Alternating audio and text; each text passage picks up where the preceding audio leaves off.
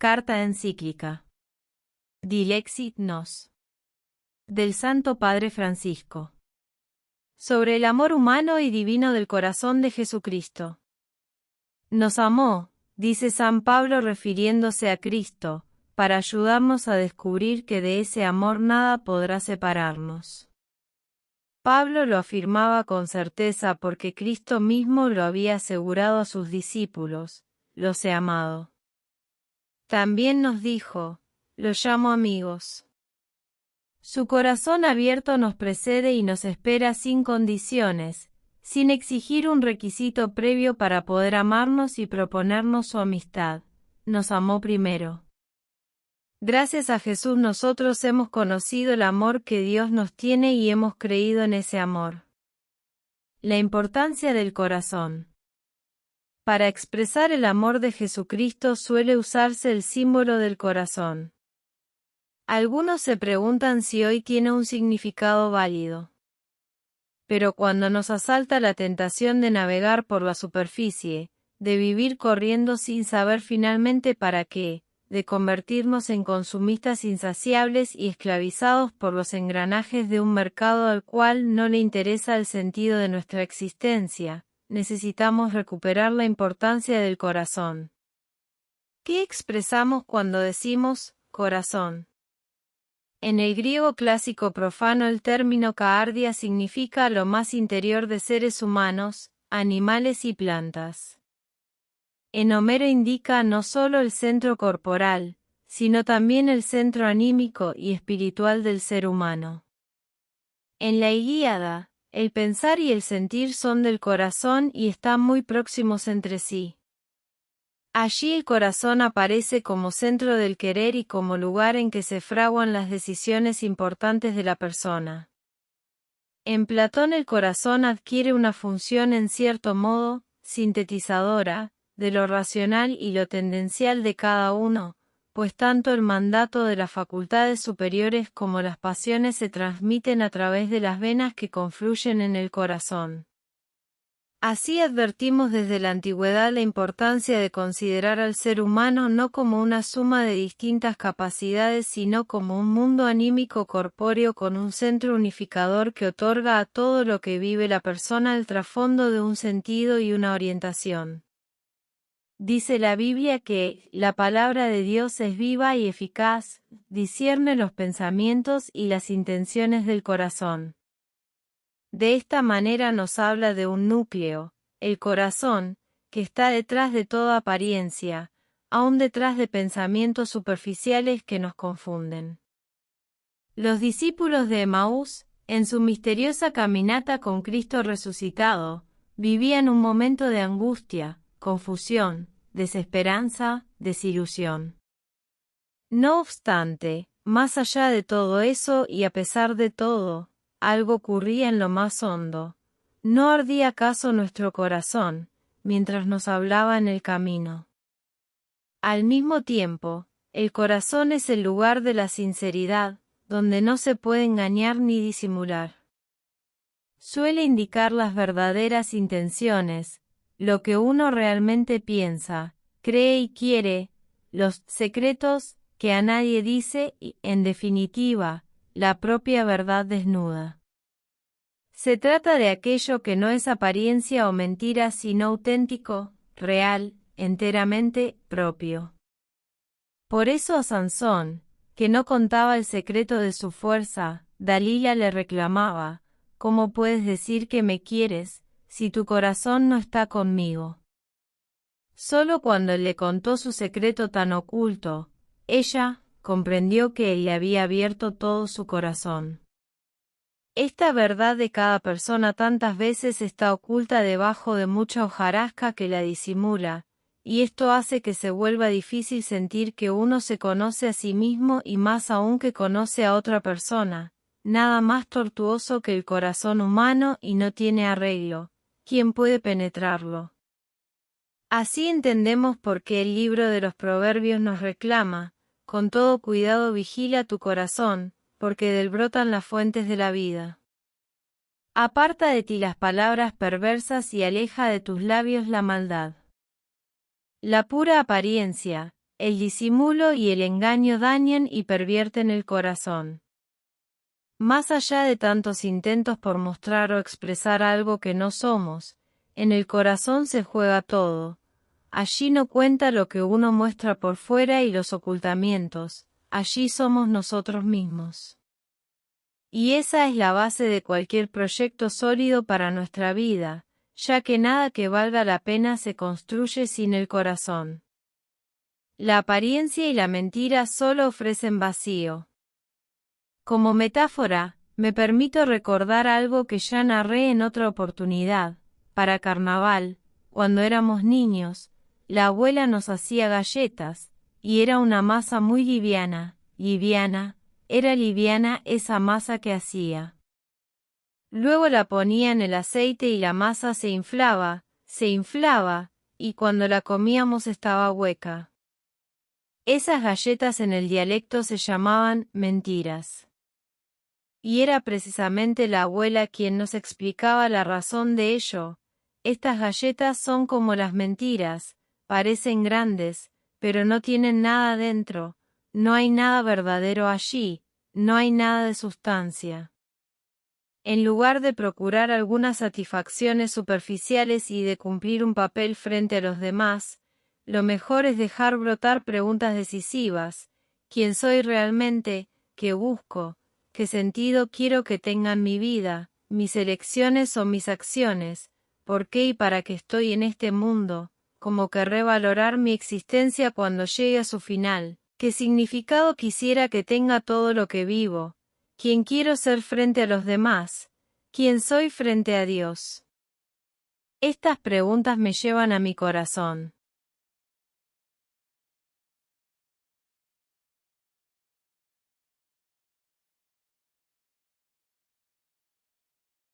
Volver al corazón.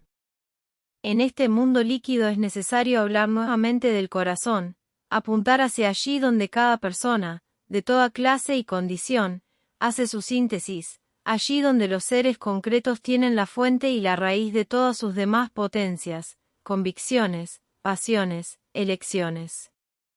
Pero nos movemos en sociedades de consumidores seriales que viven al día y dominados por los ritmos y ruidos de la tecnología, sin mucha paciencia para hacer los procesos que la interioridad requiere.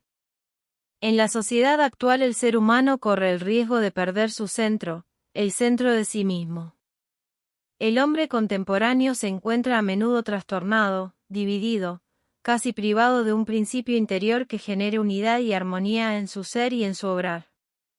Modelos de comportamiento bastante difundidos, por desgracia, exasperan su dimensión racional tecnológica o, al contrario, su dimensión instintiva. Falta corazón. Ahora bien, el problema de la sociedad líquida es actual, pero la desvalorización del centro íntimo del hombre, el corazón, viene de más lejos, la encontramos ya en el racionalismo griego y precristiano, en el idealismo postcristiano o en el materialismo en sus diversas formas. El corazón ha tenido poco lugar en la antropología y al gran pensamiento filosófico le resulta una noción extraña.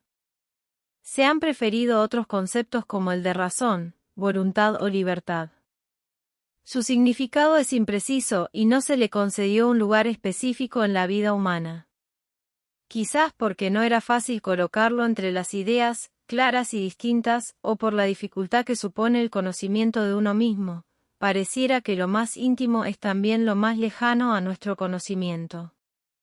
Tal vez porque el encuentro con el otro no se consolida como camino para encontrarse a sí mismo, ya que el pensamiento vuelve a desembocar en un individualismo enfermizo. Muchos se sintieron seguros en el ámbito más controlable de la inteligencia y de la voluntad para construir sus sistemas de pensamiento. Por no encontrarle lugar al corazón mismo, distinto de las potencias y pasiones humanas consideradas aisladamente unas de otras, tampoco se desarrolló ampliamente la idea de un centro personal donde lo único que puede unificar todo es, en definitiva, el amor. Si el corazón está devaluado, también se devalúa lo que significa hablar desde el corazón, actuar con corazón, madurar y cuidar el corazón. Cuando no se aprecia lo específico del corazón, perdemos las respuestas que la sola inteligencia no puede dar, perdemos el encuentro con los demás, perdemos la poesía. Y nos perdemos la historia y nuestras historias, porque la verdadera aventura personal es la que se construye desde el corazón. Al final de la vida contará solo eso. Hay que afirmar que tenemos corazón, que nuestro corazón coexiste con los otros corazones que le ayudan a ser un tú. Como no podemos desarrollar ampliamente este tema, nos valdremos de un personaje de novela, el Stavroin de Dostoyevsky. Romano Guardini lo muestra como la encarnación misma del mal, porque su característica principal es no tener corazón. Stavroin, empero, no tiene corazón y, por tanto, su espíritu es algo frío y sin contenido y su cuerpo se envenena en la inercia y en la sensualidad bestial. De esta suerte no puede llegar hasta los demás hombres y ninguno de ellos puede llegar verdaderamente a él porque, en efecto, es el corazón el que crea las posibilidades de encuentro. Por el corazón estoy yo al lado del otro y otro está cerca de mí. Solo el corazón puede acoger y dar un hogar. La intimidad es el acto, la esfera del corazón. Stavroin empero es una persona distanciada, está muy lejos incluso de sí mismo, pues lo íntimo del hombre está en el corazón y no en el espíritu. Que la interioridad resida en el espíritu no es propio de lo humano. Mas cuando el corazón no vive, el hombre está no en sí mismo sino junto a sí mismo. Necesitamos que todas las acciones se pongan bajo el dominio político del corazón, que la agresividad y los deseos obsesivos se aquieten en el bien mayor que el corazón les ofrece y en la fortaleza que tiene contra los males, que la inteligencia y la voluntad se pongan también a su servicio sintiendo y gustando las verdades más que queriendo dominarlas como suelen hacer algunas ciencias, que la voluntad desee el bien mayor que el corazón conoce, y que también la imaginación y los sentimientos se dejen moderar por el latido del corazón. Se podría decir que, en último término, yo soy mi corazón, porque es lo que me distingue, me configura en mi identidad espiritual y me pone en comunión con las demás personas.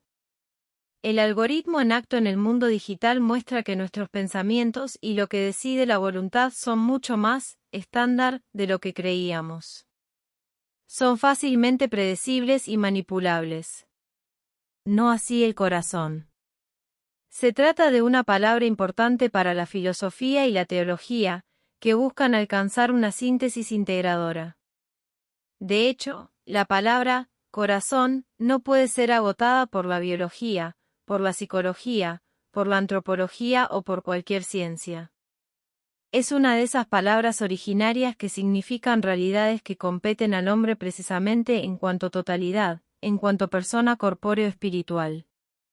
Entonces no es más realista el biólogo cuando habla sobre el corazón, porque solo ve una parte, y la totalidad no es menos real sino que lo es aún más. Tampoco un lenguaje abstracto podría tener el mismo significado concreto y simultáneamente integrador. Si bien, corazón, nos lleva al centro íntimo de nuestra persona, también nos permite reconocernos en nuestra integridad y no solo en algún aspecto aislado. Por otra parte, esta fuerza única del corazón nos ayuda a entender por qué se dice que cuando se capta alguna realidad con el corazón se la puede conocer mejor y más plenamente. Esto inevitablemente nos lleva al amor del que es capaz ese corazón, ya que lo más íntimo de la realidad es amor. Para Heidegger, según la interpretación que hace de él un pensador actual, la filosofía no comienza con un concepto puro o una certeza sino con una conmoción. El pensar tiene que haber sido conmovido antes de trabajar con conceptos o mientras trabaja con ellos. Sin una emoción profunda el pensar no puede comenzar. La primera imagen mental sería la piel de gallina. Lo primero que hace pensar y preguntar es la emoción profunda. La filosofía siempre sucede en un estado de ánimo fundamental, Stimmung. Y aquí aparece el corazón, que alberga los estados de ánimo, trabaja como un custodio del estado de ánimo. El corazón oye de una manera no metafórica la silenciosa voz del ser, dejándose templar y determinar, armonizar y unificar por ella. El corazón que une los fragmentos. Al mismo tiempo, el corazón hace posible cualquier vínculo auténtico, porque una relación que no se construya con el corazón es incapaz de superar la fragmentación del individualismo. Solo se mantendrían en pie dos mónadas que se juntan pero que no se conectan realmente. Anticorazón es una sociedad cada vez más dominada por el narcisismo y la autorreferencia. Finalmente llegamos a la pérdida del deseo, porque el otro desaparece del horizonte y nos encerramos en nuestra mismidad, sin capacidad de relaciones sanas. Por consiguiente, nos volvemos incapaces de acoger a Dios.